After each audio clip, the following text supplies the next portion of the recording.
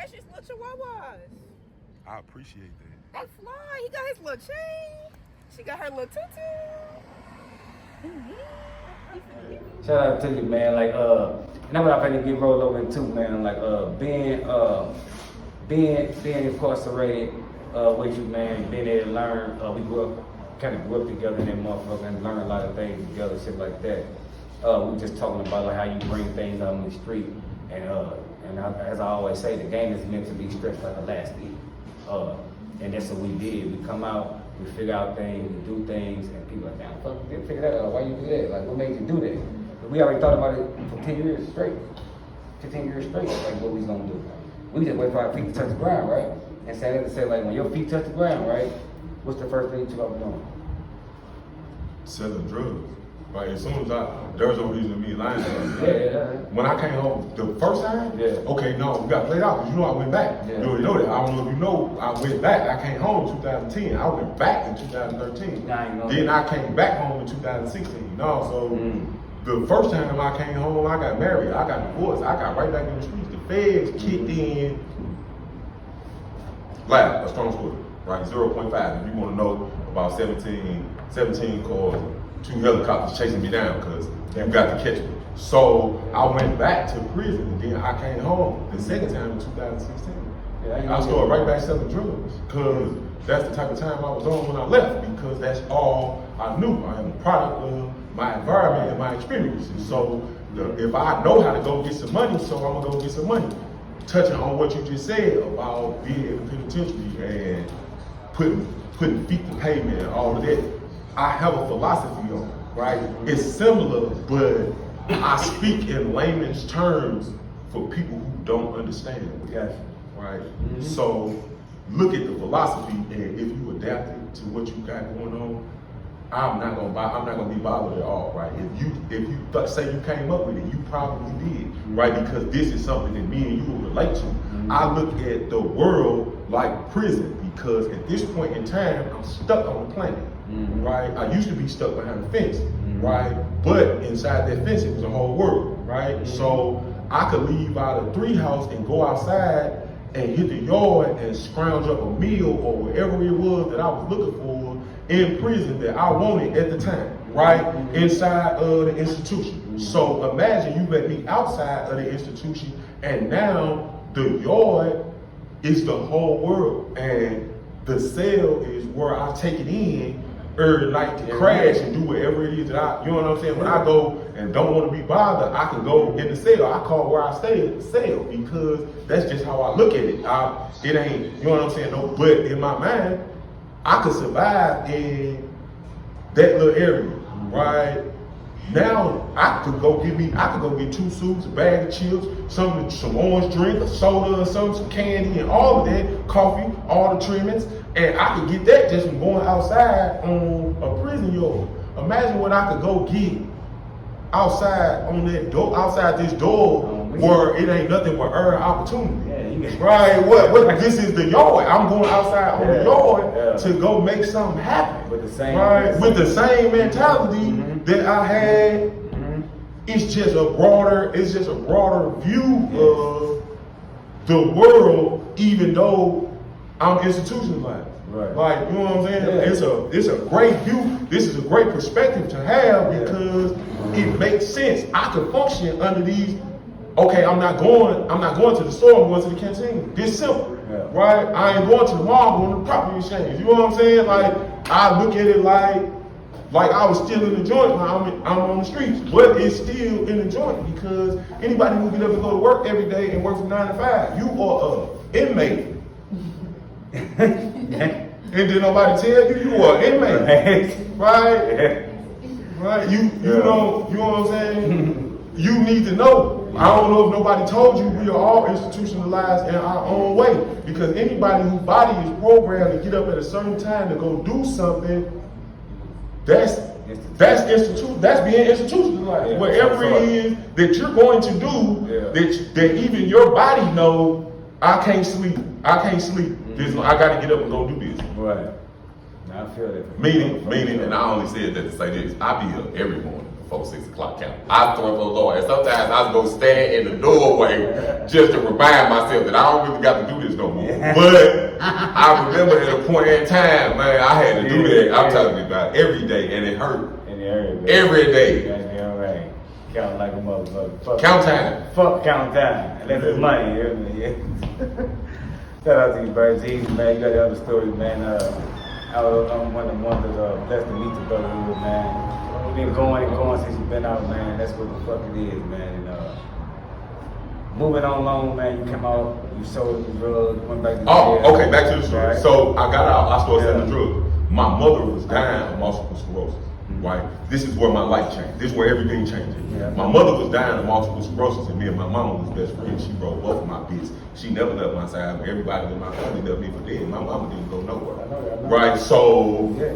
my mama was dying of multiple sclerosis, and me and her best friends, we talked like street dudes talk. So one day, just on happenstance, I asked in the gym, what you want from me, dying witch? In my mind, I'm thinking that she just gonna ask for a large sum of money so she could go play on a boat or do whatever it is she wanna do with it.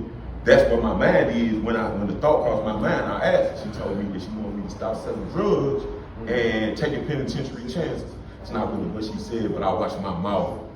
To the public, you gotta read a book or, you know what I'm saying, run into me. Right, but that was the overall thing. But I want you to stop selling drugs and taking chances to go to the penitentiary. So before my mama died, I stopped selling drugs. That got me on the path that I'm on now. Right, she put me on the path. The only reason I wrote my first book is because my mother told me to.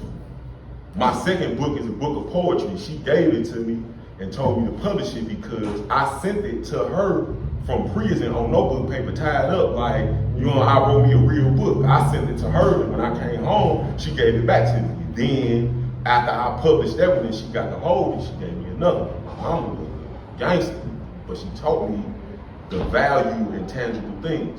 So, books are tangible things. I can sell you a book, right? I can't tell a million people the story. But I can sell a million people a book and they can all read it at the same time or at their own leisure. So my mama put me on the books. You know I already deal with doing music because I bet you my locker in the joint you can't rap with me, right? On any topic, and I mean every word I'm saying.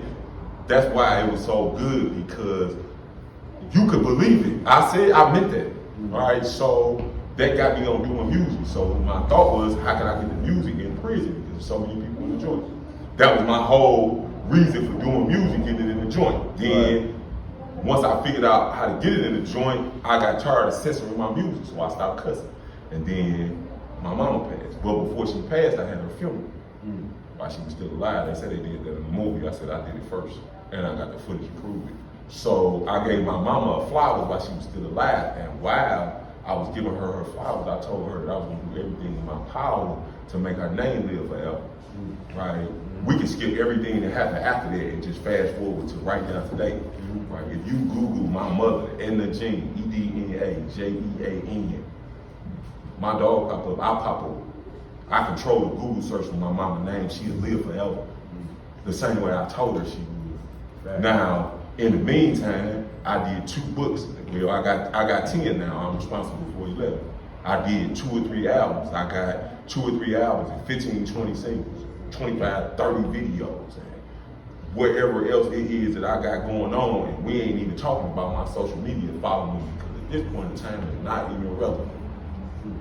He knew me way before we was in prison, before the internet even existed. So it's a whole different conversation when we talk. Yeah, right? That's crazy. So that being the measure, my mission is to be in competition with self. That's why I don't really see too many people or what anybody else got going on because we in St. Louis. This is the city where everybody want to be the sun. I don't want to be the sun. Right.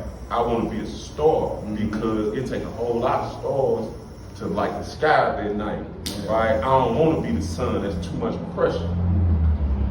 So you have to stay away from it because trying to be a star and dealing with somebody who is sun, they gonna burn you at some point in time, and then you're gonna have to deal with the situation.